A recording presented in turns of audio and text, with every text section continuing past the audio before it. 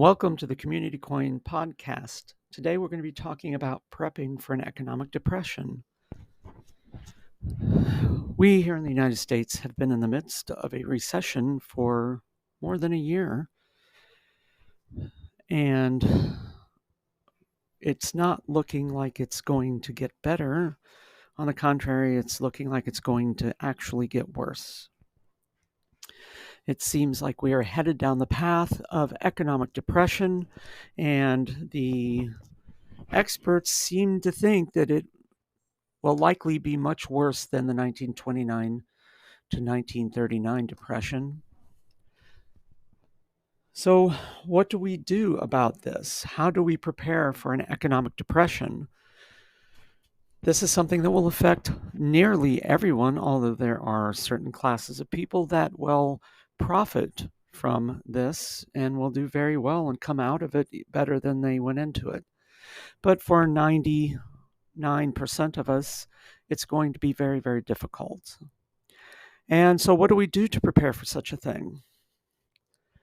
The common ideas that are propagated on YouTube and everywhere else, and they are all very good ideas, and I support them all, are things like get out of debt. That certainly is a good idea. It could be very difficult for many people, but if you can get out of debt, then you definitely should get out of debt. Another thing is side hustles. That's a big topic. Is discover ways to make money on the side. We have typically always relied on having a job and getting paid a paycheck and depositing our check and using that to live on. But people are finding more and more nowadays that paycheck just isn't quite good enough. It's not quite enough money to get the job done. And so many people are turning to this idea of side hustles where they have little side jobs, whether it's cutting grass or trimming trees or handyman work or sewing or crafts or antiques or reselling things on the internet or whatever. And it seems that as the economy gets worse and worse over the next few years, that is going to be something that everyone is going to have to look into. This idea of having one job, and this one job gives you a paycheck and meets all of your needs, is quickly becoming a thing of the past. So we are all going to have to look into this idea of side hustles or side jobs. And it's probably best to do things that are self-employment oriented. Having a bunch of paycheck jobs, like you work a couple shifts at McDonald's, a couple shifts at Burger King, a couple shifts at Stop and Go, that really is not the most productive way to make money. It's better to find some thing that you can do on your own to make money. And I mentioned a few minutes ago. But there are so many possibilities. I used to joke and tell people making money is just knowing how to do it. And I would say that you can make money picking up dog poop if you want to, if you know how to make money. And then I always thought that was a joke. But then one day I was at a friend's house and there was a car, or actually a minivan, parked in front of the neighbor's house. And it was a business minivan. And on the side, it was a business that goes to your house and picks up your dog's poop. And so I thought that was hilarious because I had always used that as an example, as a joke. I thought that it was out of the realm of possibility, but that's the reason I used it as an example. But there it is, proof that you can make money picking up dog poop. So if you can make money doing that, you can make money doing just about anything. So we are going to have to all look at ways of making money, and I would recommend figuring out ways to make money other than having a paycheck job. Do something that is independent, something that is self-employment of some sort, of course, legal. But there are just so many things there. Oh my gosh. I gave a friend of mine a couple years ago, he said he couldn't figure out a side hustle. So in like 30 minutes, I wrote down, I don't know, like 45 ideas. And so they are out there. There are so many possible side hustles. So I encourage everyone to start thinking about that because I think you're going to need it. Another big recommendation is stuff like alternate assets, gold, silver, crypto. A lot of people feel like in an economic depression that in order to protect wealth and protect value, that things like gold and silver are a good idea. And possibly,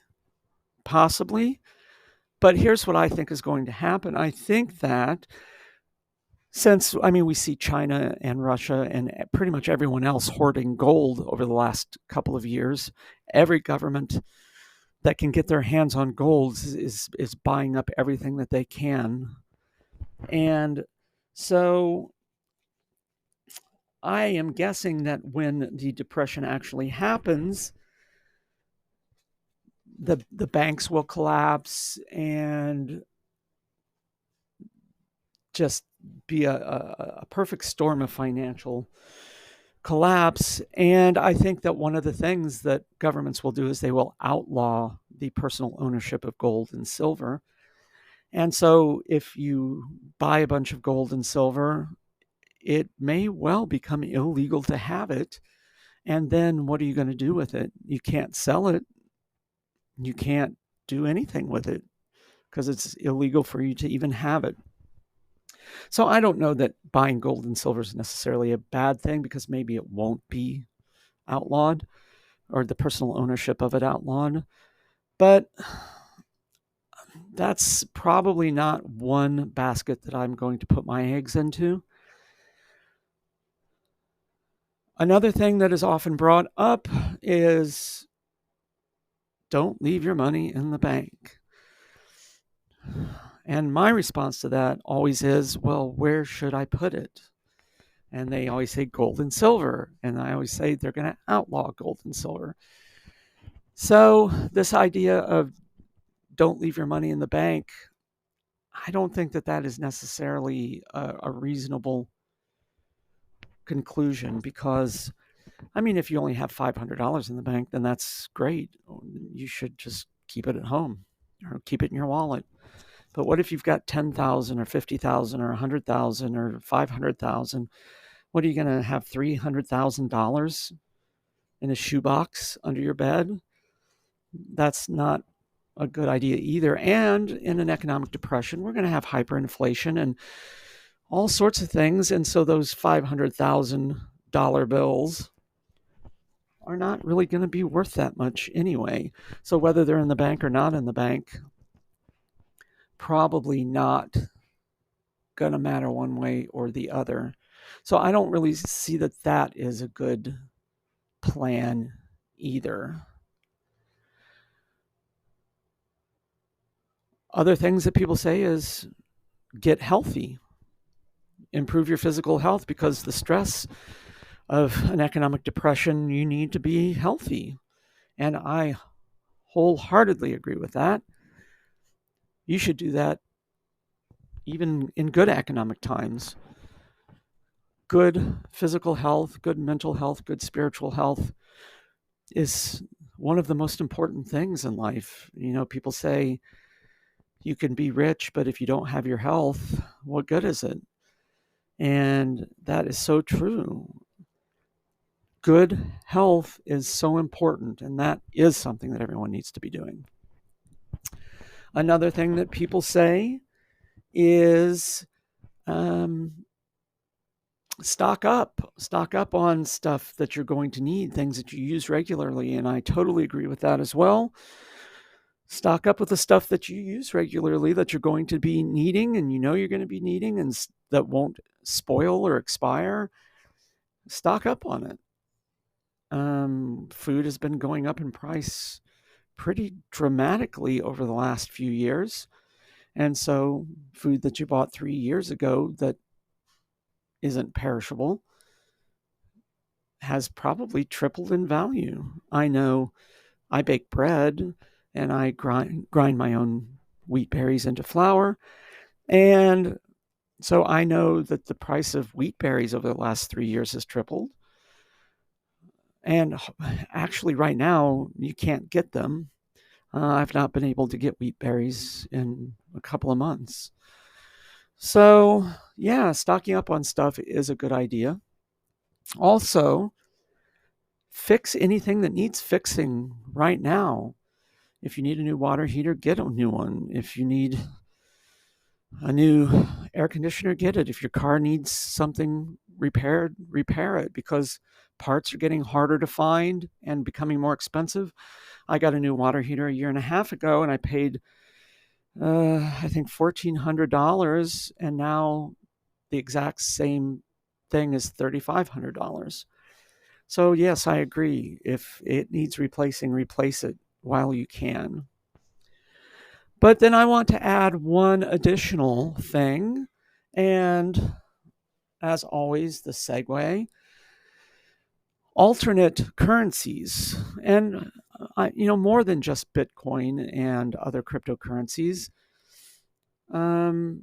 alternate currencies like goodwill and mutual assistance networks and getting to know your neighbors and becoming friends with your neighbors and finding out the people in your community, what they can do, what their skills are, and building these networks so that you can help each other. Because right now, or at least until recently, anytime we needed something, we just took the money that we got from our paycheck and we hired somebody to do it.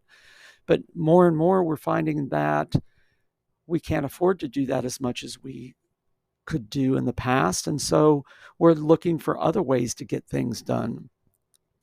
And so building networks of people. And then if you have a network, how do you manage that network? How do you find someone to provide what it is that you need, and then find someone that needs what it is that you provide?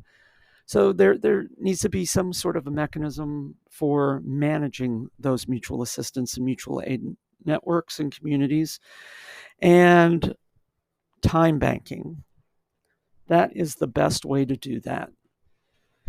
Up until now, time banking has been very clunky and difficult to use, and so no one has ever really made a great deal of use of time banks just because they're not done well. But KommunityKoin.com, you should really try this. You should look at it. It is done well. This is the way it should have always been done. And this makes it very easy because we utilize a time credit token system where one token, we call them coins, one coin equals 1 hour of service. And so you provide 1 hour of service to someone, they pay you a coin, and then you have that coin to pay on to someone else that provides 1 hour of service to you. And so this is really a very nice way of doing it. But even if you don't want to use KommunityKoin.com, I recommend that you do find some form of or some way to tokenize your network and your mutual assistance communities, because otherwise you'll just have a lot of people taking, and it will be an uneven distribution of efforts. So even if you don't use KommunityKoin to provide equitability